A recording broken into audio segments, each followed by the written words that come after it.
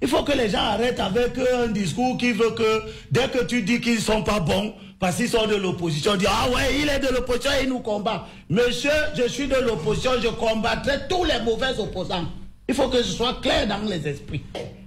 J'étais dernièrement sur un plateau de télévision avec le président de certain Bilon, où je crois il doit s'appeler Bilon, président de parti des Camerounais. Il vient là, et comment fait ci, et comment fait ça. Je lui ai demandé, monsieur, vous avez déjà été aux élections?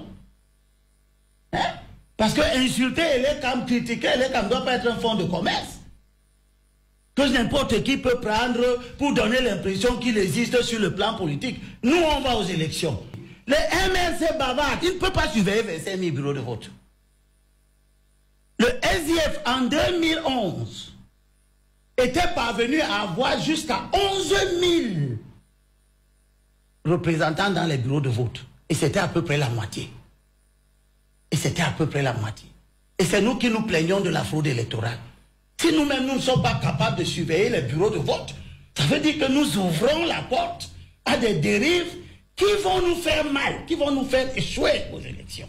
Vous avez compris. Donc, la question d'une stratégie électorale de consensus s'impose. Et tous ceux qui sont en train déjà de créer les conditions pour qu'on ne soit pas proche du consensus, comme je vois, M. Nietzsche s'en va dans le congrès d'un parti où il est invité et prend sur lui de parler au nom de toute une opposition qui n'a jamais consulté. C'est une dérive extrêmement grave. D'accord, on vous a compris, on aura le temps d'en parler. Je termine en disant... Oui, très rapidement, Abel Imbidover. Je suis d'accord avec l'avertissement qui émane de Cabral Libé. La distance qu'il prend par rapport aux thèmes récurrents développés sur les plateaux, sur les réseaux sociaux, autour d'un supposé accord sur Maurice Kamto. Maurice Kamto se proclame candidat pour quelle raison? D'accord. Alors que Maurice Kamto est au cœur d'une controverse que lui-même a créée. Sur sa capacité à être investi par son parti. On doit avancer, permettez aux autres de s'exprimer également. Pour dire que les gens sont en train de s'amuser de nouveau avec la question de la stratégie de large consensus qui s'impose à nous.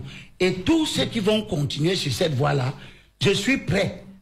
Moi, je ne suis pas candidat à l'élection présidentielle. Je travaille pour que l'opposition gagne.